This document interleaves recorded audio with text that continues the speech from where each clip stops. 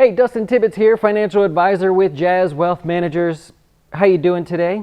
Everything good? Well, this is a quick series that we do to talk about your dough. We talk about all kinds of different things, mostly investment related or retirement investment related. We are financial advisors here at Jazz Wealth. Hope you'll check us out at jazzwealth.com. And if you need any help, you can schedule the call right on the website. That's it for my marketing. Let's dive in. Are you in your 50s? Did you just sort of whisk through your 20s, 30s, and 40s? And you're in your 50s now? I can't relate, actually. I'm recording this on my birthday. I chose to work on my birthday, which happens to be a weekend, by the way. I'll give you a guess what day it was. But look, time flies, man. Time goes by really quick. And there's a different set of expectations for a 50-plus-year-old versus your 20-year-old, 30-year-old, 40-year-old. And thankfully, we're based here in Florida, so our local demographic is naturally older than our online demographic as far as customers go. In fact, there's a whole generation in between them. Anyways, here's what happens. Let's have some fun with the board today. When you're in your 20s, you're basically trying to get the biggest possible return for the least amount of risk.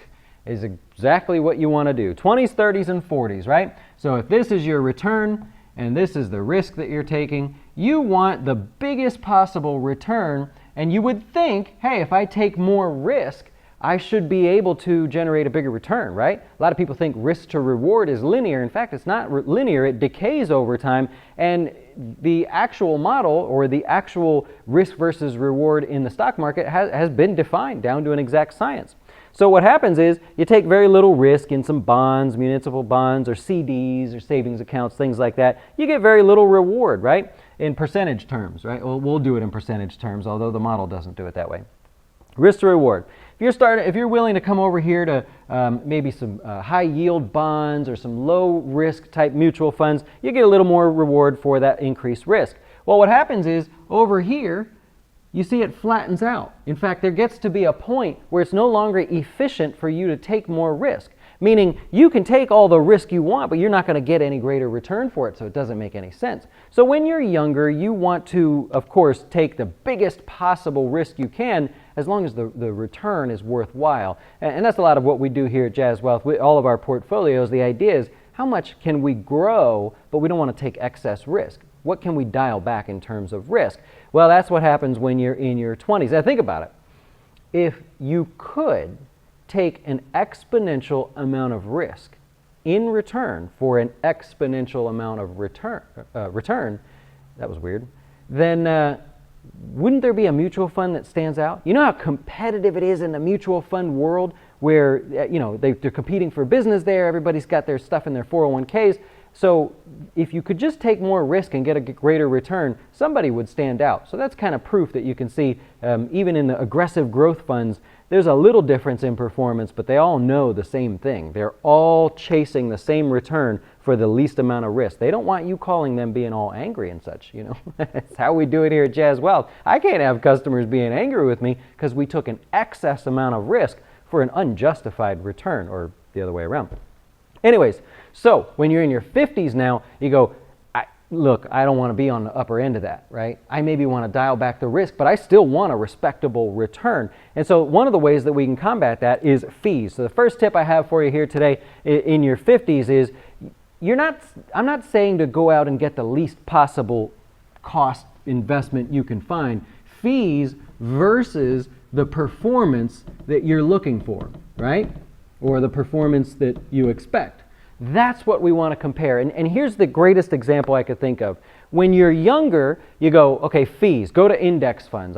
If you don't care and you just want to go right to index funds, you're getting the lowest possible fee for an expected return. Not the best return, but an expected return. So you have compared the fees versus the performance. You are happy with that. You accept it, right? What happens when you take less risk? You know what happens is those aren't written about in the books.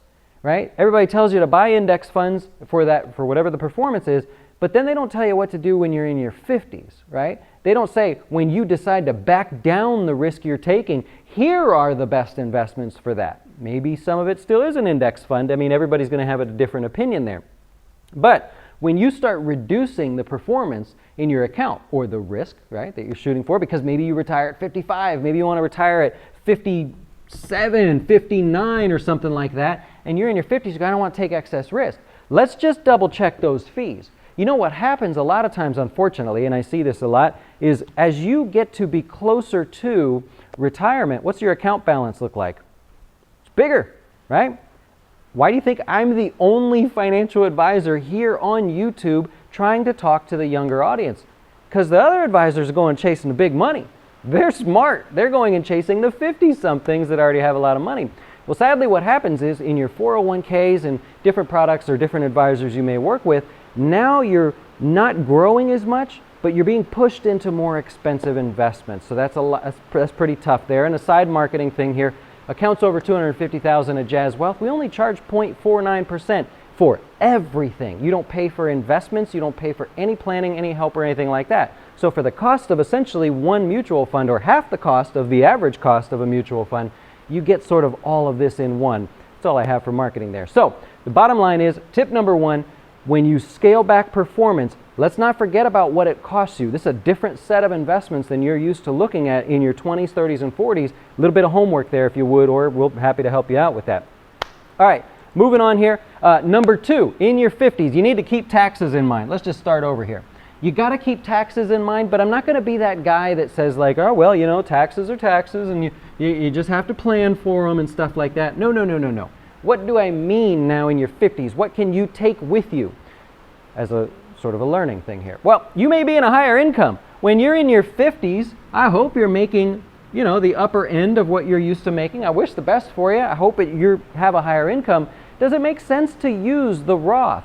You may want to revisit if you should be using the Roth 401k at work, or if you should be using the Roth IRA, right? They're attractive, I get it, we don't have to pay the taxes later in the future, but should you maybe get the deduction in the IRA? Would you get the deduction in the IRA? There's a lot of little tiny rules here where you may find out, I contributed to the IRA, Dustin, the traditional IRA. But because I had a 401k and I made so much money or whatever, I didn't even get the deduction. Okay, right there, something like that. If that happens to you, that's a great thing. That's not a bad thing, that's a great thing. If you don't realize that you contributed to a traditional IRA and expected the deduction, but because of the 401k at work or the spouse's 401k or your income, you didn't get the deduction, most people get mad at that. I get so many calls where they go, well, now what do I do?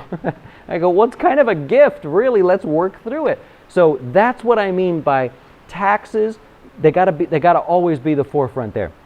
How are we adjusting with your investments now in your 50s if it means changing from a Roth or doing something completely different? And also, when you get into retirement, right? Saddest story that I had, and I apologize for the noise here because it is now starting to rain. But the saddest story I had recently was a guy that had a 401k. He saved an unbelievable amount of money. I won't say the number, more than enough to live off of in retirement. But the problem was it was all in a 401k. And after we did required minimum distribution calculations and everything, we found out the poor guy was only going to be left with 2/3 of what he started with there by the time he would pass away. So you got to think about those taxes as well, okay? And so kind of continuing on with that, my final tip is going to be conversions. Is a conversion right for you? And if so, when? Wow, that's a horrible one there. Conversions. If you don't know what conversions are, you're going to probably want to get a little help on this one, but there are moments in time that make a lot of sense to do conversions. Maybe from a Roth IRA, your old Roth 401k, whatever you may have, it may make sense to do it. And here's the reason why. I'll give you one actual example. Let's just do it. So, if the value of your Roth IRA is $50,000, I don't know, I'm just guessing here. You're in your 50s, maybe you had a Roth IRA at some point, it's worth $50,000, okay? And the stock market falls, I don't know, 20%. Is that an opportunity to convert? Generally, right? I get it, there's going to be individual circumstances. You had $50,000, the stock market fell 20%, you now have $40,000. Did you know the IRS calculates the conversion on the asset's values when you do the conversion? Right? You just saved yourself taxes on $10,000. You're in a 22% tax bracket, you just saved $2,200 right there.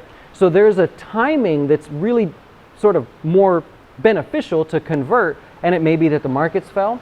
It may be that you had some time off in a year. Maybe you retired early and you're living off the Roth IRA so you can convert some of your 401k or something. So planning those conversions doesn't mean you have to do all of it in one shot or all of it in 1 year. We just need a plan. Are we going to spread them out? Are we going to wait till you retire? Are we going to do it before Social Security? Are you even taking Social Security? Are you eligible for that? Do you have a pension? Is that pension going to affect things? I don't mean to overwhelm you here, but that's something you got to keep in mind as well. So bottom line is, when you were in your 20s, 30s, and 40s, you hopefully did a great job saving. You just put the money away as aggressively as you could. You dialed in to the best possible investments given the risk that you were taking. But now that you're in your 50s, there needs to be a little more conversation here, just a tiny bit more conversation, so you don't get to retirement and go, "Ah, crap.